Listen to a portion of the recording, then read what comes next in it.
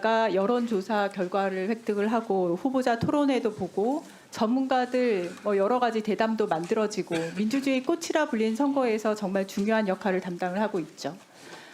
다가오는 중요한 선거 때문에요. 저는 선거 방송이 과연 현재 공정한 환경에서 국민께 전달될 수 있을까 깊은 우려가 있고요. 선거 방송 뒤에서 일어나는 일을 오늘 이야기를 좀 하고 싶습니다.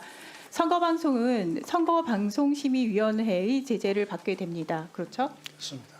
선방심의가 중징계인 법정 제재 방송사에 내리면 방송사 제허가 재승인 감점 사유까지 되죠. 네.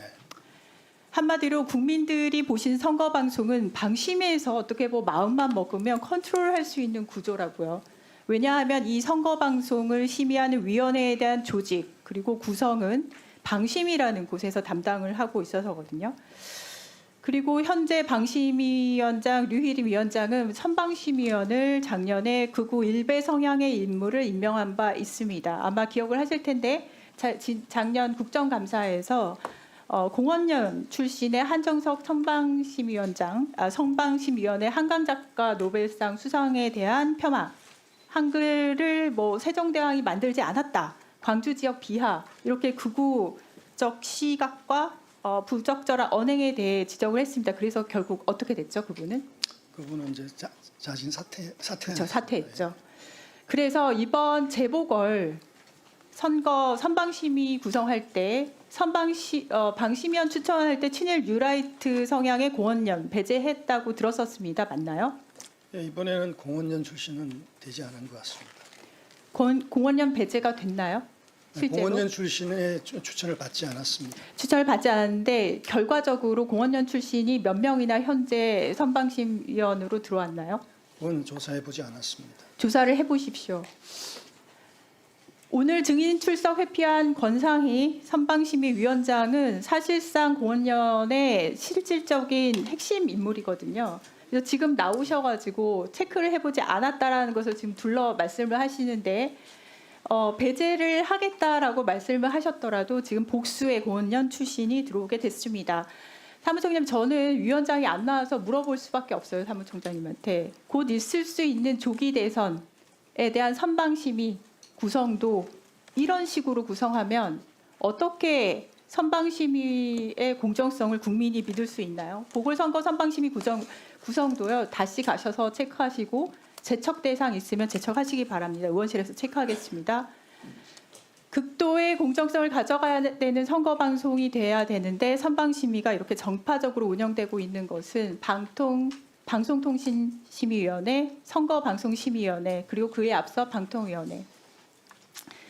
이렇게 쭉 이어지는 거버넌스가 근본적인 문제라고 저는 생각을 합니다. 지금 다가오는 보궐선거 있습니다. 그리고 그보다 조기 대선 이야기 많이 하시죠. 그 중요한 선거를 지금 이진숙 방통위원장, 류희림 방심위원장 방송 지형 하에서 치르게 됩니다.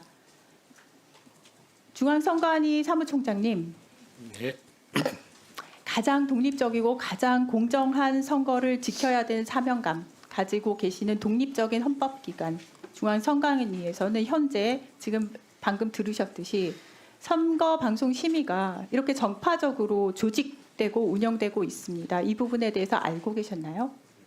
저희들이 그 선거방송심의위원회가 만들어질 때 저희들도 저희 위원이 거기에 참가하도록 되어 있습니다. 이제 네. 법상 그거 이외에는 독립된 기관이기 때문에 거기에 대한 조직행위나 이런 부분에 대해서 저희가 함부로 의견 내는 것은 적절하지 그렇죠. 않습니다. 하지만 궁극적으로 선거의 공정성을 담보를 해야 되는 상황에서 네. 그런 식으로 구성되고 있는 것은 체크를 하시는 게 네, 저희도 저희도 중립성에 시비가 걸리지 않도록 노력하겠습니다. 네. 저는 작년에 선거방송 심의만큼은 가장 독립적으로 운영되어짐을 가치로 가지고 있는 중앙선관위로 이관되어야 된다는 법안을 발의한 바 있습니다.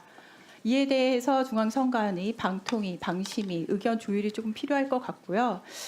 저는 선거방송 심의가 과연 독립성을 가질 수 있는 구조인가 현재 상황에서 논리적으로 전혀 그렇지 않다고 보고요. 이에 대해서 혹시 방통위나 방심위나 좀 좋은 의견을 낼 수 있으면 들을 의향도 있습니다. 동시에 그러한 방송 지형 하에서 치러지게 될 조기 대선에 대한 우려 또한 국민께 전달을 드리고 싶습니다. 시간이 남아서요. 들어가셔도 좋습니다.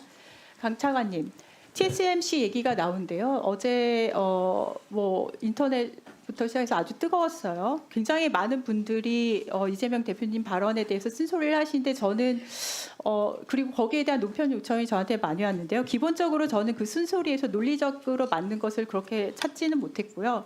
발목 잡기 쪽에 더 가깝다고 봅니다. 건설적이지 않아요. 저는 TSMC 같은 모델로 가야 된다는 것에 현재 대한민국 상황상 상당히 좋은 처방이라는 것을 이미 밝힌 바 있습니다. 다만 거기에서 빠진 것을 말씀을 드리고 싶어요.